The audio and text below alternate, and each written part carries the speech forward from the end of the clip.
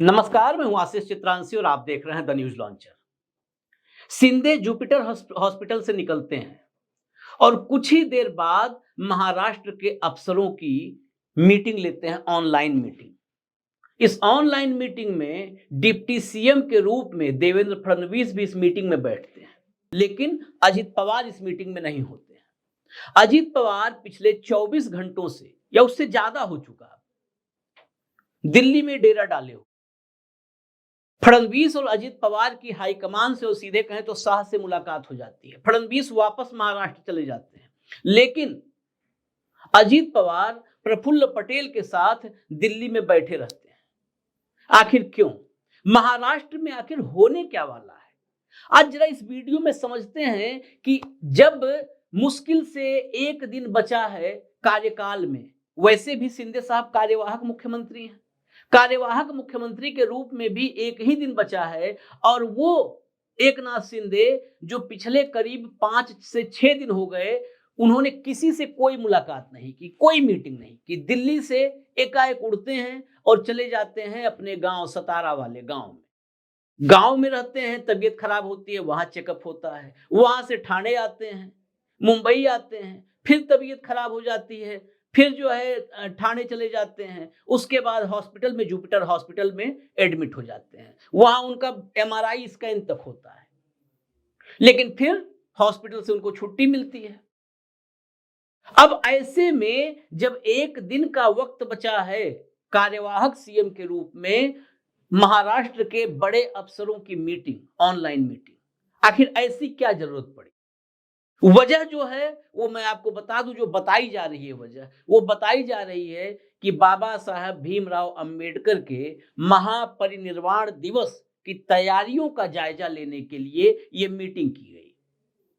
लेकिन क्या जब नई सरकार का 5 तारीख को गठन हो जाएगा, नए मुख्यमंत्री की शपथ विधि हो जाएगी, तो वो तैयारियों का जायजा नहीं ले सकते? क्या जिस समय 10 दिन से ज्यादा वक्त गुजरने के बाद भी सरकार की तस्वीर साफ नहीं हो पाई है, उस वक्त अपने साथी पार्टी के साथ मीटिंग, अपने विधायकों के साथ मीटिंग, सब कुछ छोड़ करके और कई बार अलग अलग मीटिंगों को रद्द करके, क्या ये मीटिंग लेने के पीछे कोई और वजह है? और एक तरफ जब एकनाथ शिंदे मीटिंग ले रहे थे, तो दूसरी तरफ अजीत पवार आखिर दिल्ली में क्यों रुके हुए थे? दिल्ली में रुके क्यों हैं, इसको समझने के लिए जो फॉर्मूला सामने आ रहा है मीडिया रिपोर्ट्स में, जरा वो समझिए। जो फॉर्मूला आ रहा है वो फॉर्मूला ये है कि मुख्यमंत्री और 2 डिप्टी सीएम शपथ लेंगे, बाकी कोई शपथ नहीं लेगा 5 दिसंबर को। अब 2 डिप्टी सीएम में एक डिप्टी सीएम का पक्का है, अजीत पवार होंगे सीएम के रूप में। अब तक महाराष्ट्र आरएसएस और महाराष्ट्र बीजेपी के नेता और खुद देवेंद्र फडणवीस अपना ही नाम और चेहरा देख रहे हैं, लेकिन बीजेपी आला कमान ने, अमित शाह ने अब तक फडणवीस के नाम पर ऑफिशियल मुहर नहीं लगाई है। मंत्रियों के मंत्रिमंडल में मंत्री पद के बंटवारे पर लेकर के जो फॉर्मूला है, उस फॉर्मूले के मुताबिक 22 मंत्री भाजपा के होंगे, करीब 12 मंत्री एकनाथ शिंदे के होंगे और 10 मंत्री होंगे अजित पवार के। तो और कुल मिलाकर के इसमें एक तो कम हो सकते हैं, क्योंकि ये टोटल आप करेंगे तो ये टोटल एक्स्ट्रा भी जा रहे हैं, तो 9 से 10 हो सकता है अजीत पवार के 9 हो, क्योंकि सीएम लेकर के कुल 43 हो सकते हैं महाराष्ट्र में। पूरा कैबिनेट जो है सीएम को जोड़ करके पूरा मंत्रिपरिषद 43 का हो सकता है। तो ये 43 में 22, 12, 34 और 10, 44 हो जा रहे हैं। तो अजीत पवार हो सकता है 9 रुके, हो सकता है बीजेपी 22 के बजाय 21 पे आए, हो सकता है शिंदे 12 के बजाय 11 पे आए। अब जिस फॉर्मूले की बात हुई है, उस फॉर्मूले में अब भी एक विभाग पर कोई फैसला नहीं हो पाया है, वो है होम। उसी गृह मंत्रालय पर शिंदे दावा कर रहे हैं, क्योंकि उनका कहना है कि जो 2.5 साल की सरकार चली, उसी फॉर्मूले को अगर रिपीट किया जाए तो डिप्टी सीएम के रूप में फडणवीस के पास होम था। अब अगर डिप्टी सीएम का पद शिवसेना शिंदे के पास आ रहा है, तो वो होम भी उसके पास होना चाहिए, यानी शिंदे के कोटे में होम भी होना चाहिए। लेकिन फिलहाल जो मंत्रिमंडल में विभागों के बंटवारे पर जो फॉर्मूला आ रहा है वो भी हम बताएं तो एग्रीकल्चर ये जो है सिंधे के खाते में जाते हुए नजर आ रहा है। जो विभाग थे होम को छोड़ करके सिंधे के पास जो डिपार्टमेंट थे अर्बन डेवलपमेंट वो भी उनके कोटे में ही जाता नजर आ रहा है। लेकिन रेवेन्यू होम ये सारे बीजेपी के पास थे और बीजेपी कह रही है जब हमारे पास थे तो आपको देने का प्रश्न ही नहीं पैदा होता है। अब खबर ये भी है जो मैंने कहा कि अजीत पवार दिल्ली में डेरा क्यों डाले हुए हैं, तो खबर यह है कि जिन मंत्रालयों पर जिन विभागों पर शिंदे दावा कर रहे हैं, शिंदे की शिवसेना दावा कर रही है, कहा यह जा रहा है कि अजीत पवार भी उन्हीं विभागों पर दावा कर रहे हैं। अब ये अजीत पवार वही अजीत पवार हैं जिन्होंने नतीजे आने के बाद सबसे पहले बीजेपी को मुख्यमंत्री बनाने के लिए अपना समर्थन दे दिया था। फडणवीस के नाम पर सबसे पहले सहमत हो गए। आखिरकार जब शपथ विधि की तारीख बिल्कुल सर पर आ गई, जब बिल्कुल वक्त सामने खड़ा है, तो अजीत पवार दिल्ली में क्यों रुके हैं? अब शिंदे, अगर ये मीडिया रिपोर्ट्स में सच्चाई है कि शिंदे के ही की डिमांड्स पर ही वो भी अपनी डिमांड रख रहे हैं, उन्हीं विभागों पर वो भी हाथ रख रहे हैं जिन पे शिंदे रख रहे हैं, तो क्या किसी के इशारे पर जब सब कुछ सुलझता दिखा तो उसको उलझाने के लिए किसी इशारे पर उन्हीं विभागों पर हाथ और उन्हीं विभागों पर उंगली रख रहे हैं एकनाथ शिंदे? आखिर इसके पीछे क्या वजह हो सकती है? क्या देवेंद्र फडणवीस के मुख्यमंत्री बनने में अब भी अड़चन है? इसीलिए हमने कहा कि महाराष्ट्र में आखिर होने क्या वाला है, क्योंकि विजय रूपाणी और निर्मला सीतारमन ये दोनों पर्यवेक्षक हैं बीजेपी विधायक दल का नेता चुने जाने के लिए।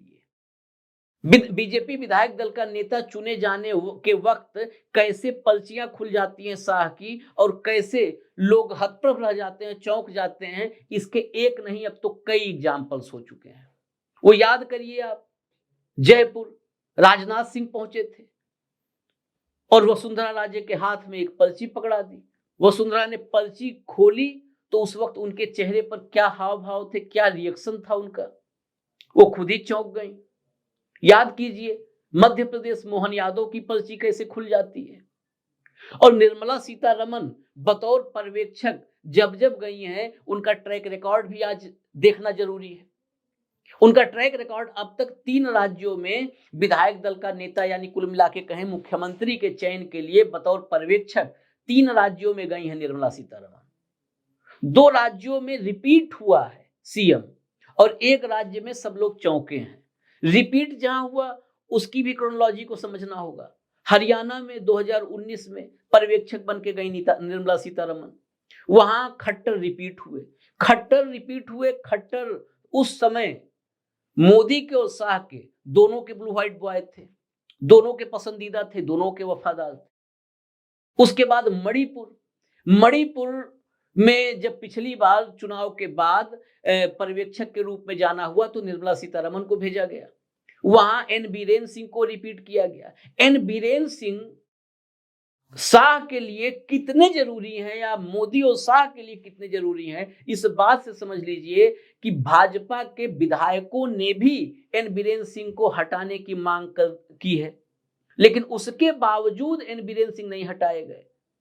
मणिपुर को जलते हुए सुलगते हुए मतलब एक लंबा समय, करीब 1.5 साल क्रॉस हो गया, 1.25 साल होने जा रहे हैं, आज तक एन बीरेन सिंह का बाल बांका नहीं हो पाया।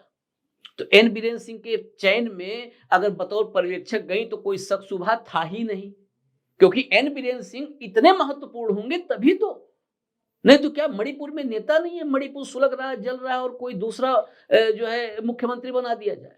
ये एन बीरेन सिंह की ताकत है। खट्टर की तो हमने पहले बता दी, हालांकि अब खट्टर केंद्र में बैठे हैं, ताकतवर मंत्री हैं और यहां तक कि जो अडानी के लिए महत्वपूर्ण मंत्रालय हैं वो सब खट्टर के पास ही है। अब तीसरा जहां पर चौंकाने वाला फैसला हुआ था विधायक दल की बैठक में, वो राज्य है हिमाचल प्रदेश।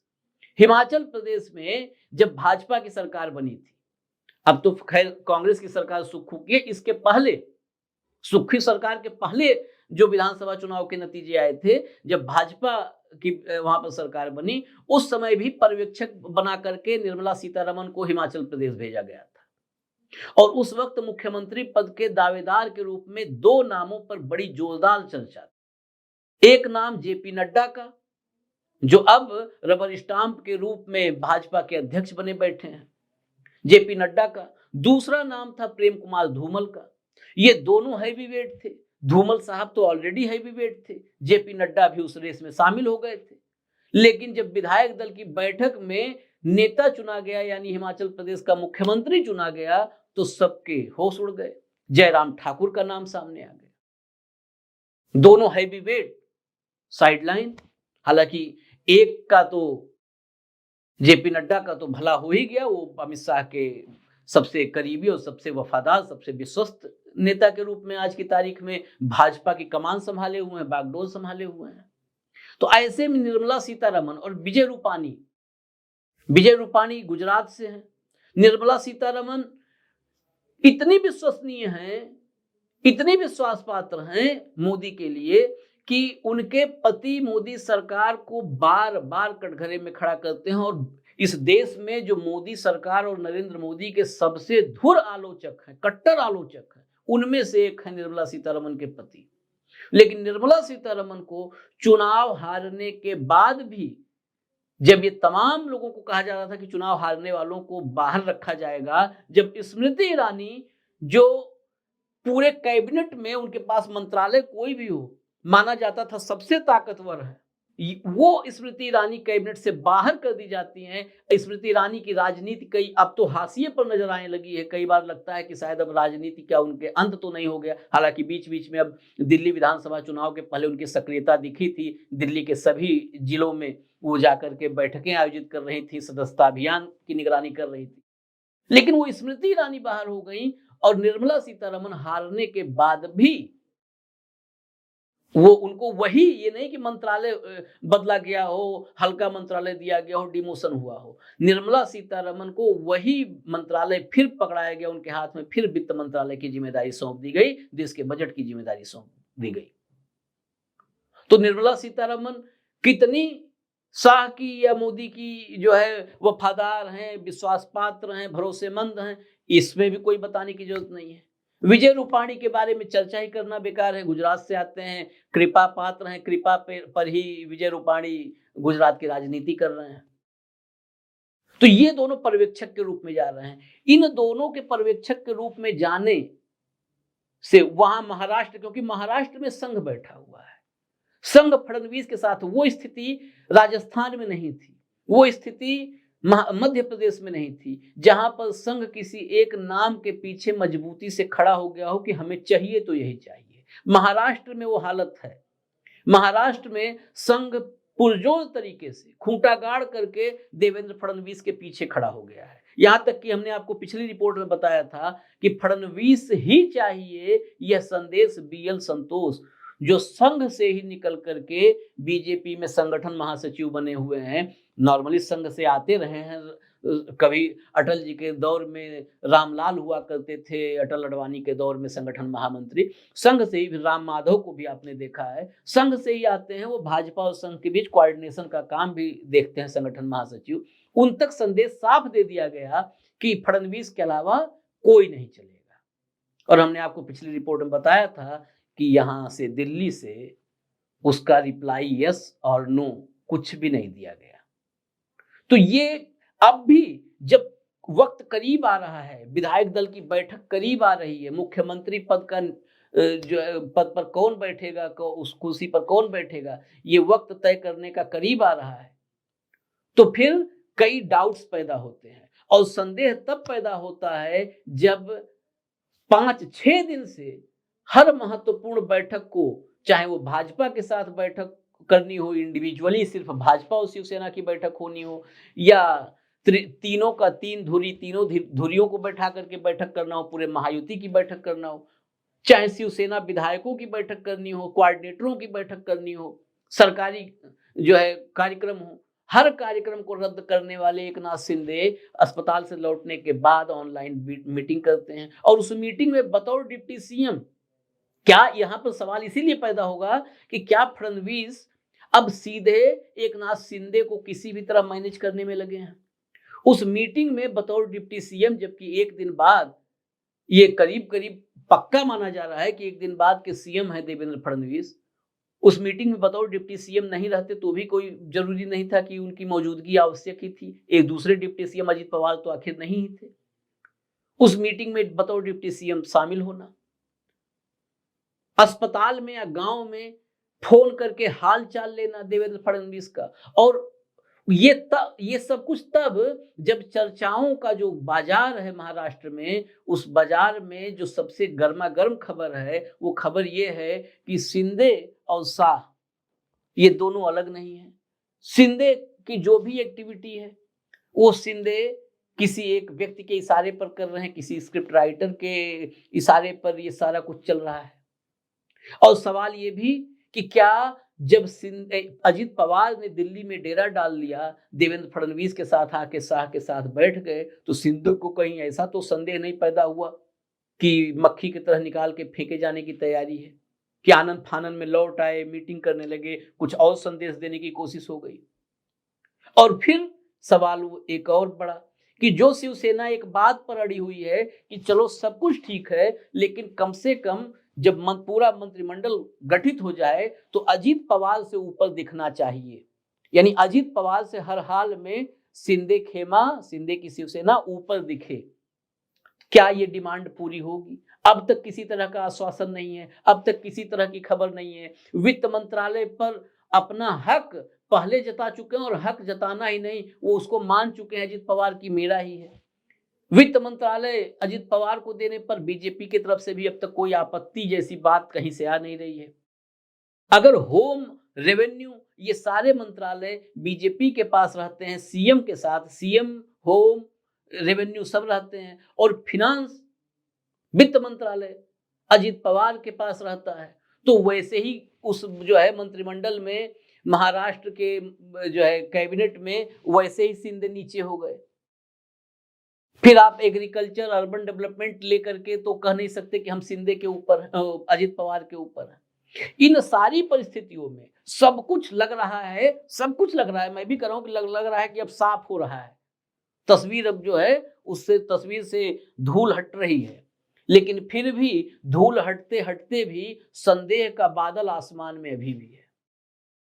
अब वक्त आ चुका है, ये बादल छटेगा, कितना वक्त लगेगा ये देखना है, और कहीं फिर कोई चौंकाने वाला तो फैसला नहीं होगा, इस पे भी नजर है। और चौंकाने वाला फैसला सिर्फ शिंदे के कैंप से आएगा ये जरूरी नहीं है। अजित पवार के कैंप से कोई ऐसा चौंकाने वाला फैसला उम्मीद नहीं है कि जिससे सरकार गठन पर कोई झटका लगे। अजित पवार के कैंप से जो भी हो रहा है, जो भी खबरें हैं, वो सिर्फ विभागों के को लेकर के बार्गेनिंग की है। वो सेंट्रल में सेटलमेंट को लेकर के भी हो सकती है। चर्चा है प्रफुल्ल पटेल को बैठाया जाए सेंटर में, इसको लेकर के भी चर्चा हो सकती है कि चलो ठीक है, वहां पर कुछ गुंजाइश रख लेते हैं।